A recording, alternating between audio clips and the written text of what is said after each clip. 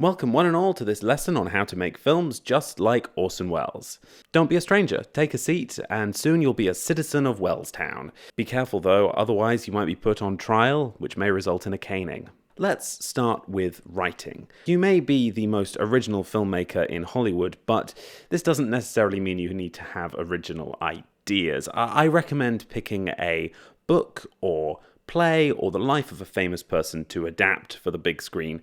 Just make sure it's got plenty of that classic Hollywood sass and wit. I did lose $1 million last year. I expect to lose $1 million this year. I expect to lose $1 million next year. You know, Mr. Thatcher, at the rate of $1 million a year, I'll have to close this place in 60 years. In terms of subject matter, I think it's probably best to make a film about an almost omnipotent character falling from grace. And who should play this almost omnipotent character? Well, you, of course. I'm not sure if this shows a massive amount of ego due to the power trip that all these characters are on, or a degree of humility because they all eventually come undone, and you, as Orson Welles, seem to be aware of the fact that these people shouldn't be looked up to, and yet you always seem to play them?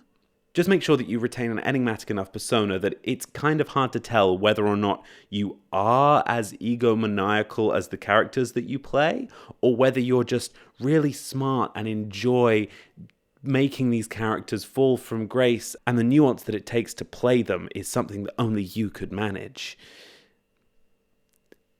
Yeah, I think you might just be an egomaniac. If you can, try to carry this enigmatic energy over to the cinematography and production design. You've always had a flair for the dramatic.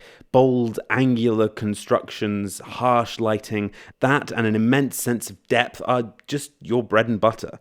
When the actors are doing their business, do your best to stage it in really deep, layered compositions so that you don't need to cut for everything to feel dynamic. Just remember, Orson Welles stands a long take.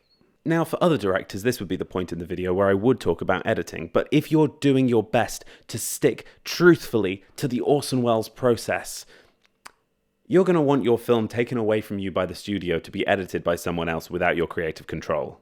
Why again in this case were you shut out from... I've no idea. It's never been explained. Because they loved the rushes.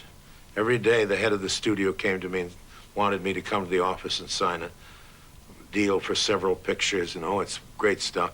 Then they saw a rough cut of it, and they were so horrified that they wouldn't let me in the studio.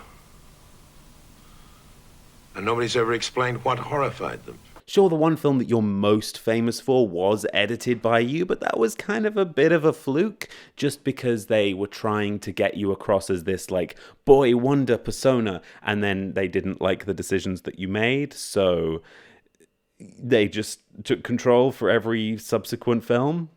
Just make sure that when this happens, you take copious amounts of notes of everything that the studio did wrong in editing, so we can get an actual sense of your thought process when it comes to constructing a film in the edit. You don't cut much. Remember I said about standing a long take, but when you do, it has to really, truly mean something. There aren't many cuts in Orson Welles films that feel just like, oops, the take was too long and now we have to cut to a different shot. Every cut's got to mean something.